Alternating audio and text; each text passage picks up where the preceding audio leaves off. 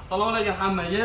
Bugun biz sizlarga hamma kutgan o'sha soka xaridlar juda mashhur bo'lib, bu yil defitsit bo'lib, hamma uchun kerakli bo'lib, qanday nimaga bilmadim-u, biza qiynalishdi buni topishga, o'zi tezdan sotilib ketdi. Mana bugungi partiyada juda katta partiya olib keldik.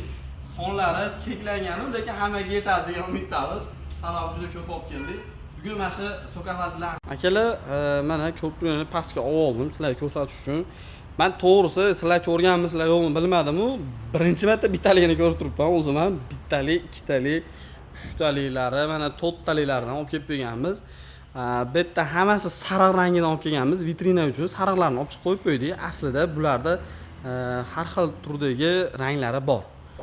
Ya'ni aytaylik, yashili bor, ko'ki bor, havorang, pushti ham bor.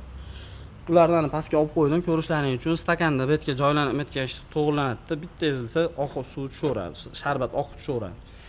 Bularning ichida komplektida nimalar bo'ladi?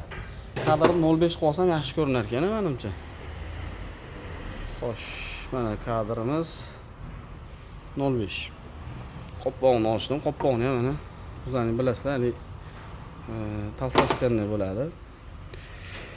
Komplektida o'zini kitobchasi maxsus kitobchasi, qo'llanma va albatta suv oqadigan podstavka deydimi, shunaqa narsasi bo'ladi.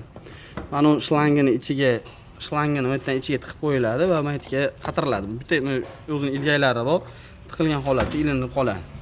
Ichlari mana. Parraylar ishlaydi.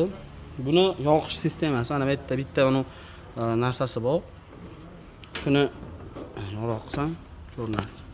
Shuni pastga tushiramiz, ishlaydi. On off bittada bo'ladi. Bunisi bo'lsa, buni ichidagini aylantirib berish uchun. Mana shu narsani aylanishga javob beradi. Bittasi o'chirib yoqadi, bittasi ichidagi ventilyatorni parragini aylantirib berish uchun. Xo'p, buni ko'rib turganlaringiz bittali, ikkitaligi 220 da bemalol ishlaydi. Ko'pchilik 220 da ishlaydimi deb so'raydi. Mana bu yerda ma'lumotlari ham yo'q, yozib qo'yilgan bu bittalik ekan. 220 da hammasi 220 da ishlayveradi. 145 watt. Bu degani 2 nima 0.2 wattga ham 0.2 kilowattga ham bormaydi. Mana bu ikkitaligi 235 watt. Ma'lumotlar uchun fokuscha yaxshi tiniq chiqib bermayapti. Xullas akalar bittasiga mana aytaylik bittali ikkitali oladigan bo'lsangiz, har birini mana bu yerda yozib qo'ying 145 wattdan ko'paytirib ketaverasizlar. Aytaylik 150 watt bo'lganda to'rttasi mana to'rttaligi 150 wattdan hisoblaydigan bo'lsangiz 600 watt. Ya'ni 0.5 kilowattdan sal ortiqroq bo'ladi. 1 kilowattga borib bormagan holatda ishlayveradi akalar. Bunaqa katta tok ham tortmaydi. Ko'rib turganlaringda har xil turlari kelgan. Undan tashqari bizda boshqa apparaturalar ham mavjud.